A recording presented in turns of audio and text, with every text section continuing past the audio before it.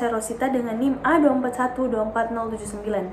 Di sini saya akan memenuhi tugas mata kuliah Pendidikan Karakter dan Anti Korupsi, di mana di sini saya mengambil kasus tentang kasus korupsi besar yang terjadi di Kementerian Sosial. Adapun penjelasan kasusnya, pada awal tahun 2025, Komisi Pemberantasan Korupsi KPK berhasil mengungkap kasus korupsi besar yang terjadi di Kementerian Sosial atau Kemensos.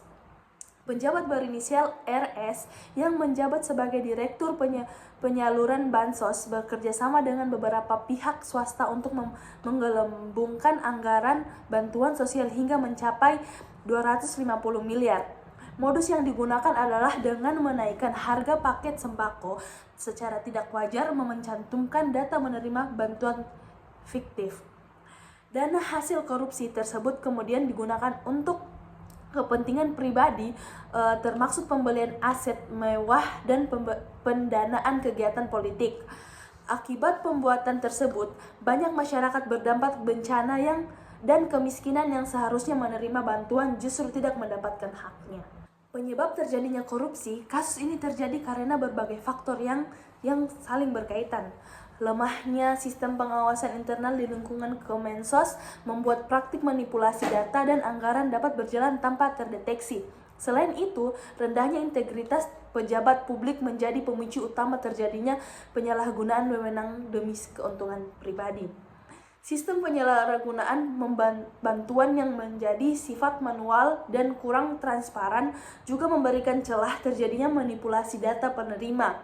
Tidak kalah penting, minimnya keterlibatan masyarakat dalam mengawasi proses penyalahgunaan bansos turut memburuk situasi dan mempermudahkan praktik korupsi tersebut berlangsung. Akibat terjadinya korupsi, kasus korupsi ini memberikan dampak yang sangat merugikan negara dan masyarakat, serta finansial negara mengalami kerugian besar hingga lebih dari 250 miliar.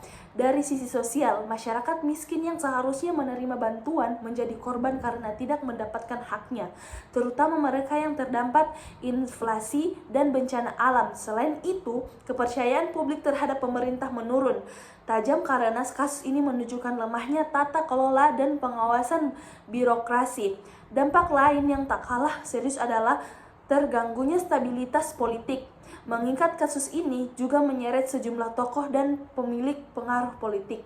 Solusi dari anti korupsi untuk mencegah terulangnya kasus serupa di masa depan, berbagai langkah strategis yang perlu dilakukan.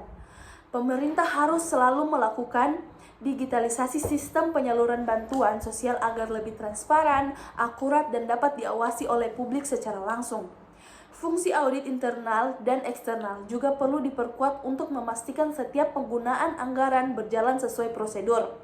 Selain itu, pelibatan masyarakat dan lembaga independen dalam proses pengawasan akan menambah transparansi dan akuntabilitas penyaluran bantuan. Terakhir, pemberian sanksi tegas dan hukuman berat bagi pelaku korupsi sangat penting agar menimbulkan efek jera dan menjadi peringatan bagi pejabat lainnya untuk tidak melakukan tindakan korupsi. Sekian penjelasan dari saya. Wabillahi taufiq wal hidayah. Wassalamualaikum warahmatullahi wabarakatuh.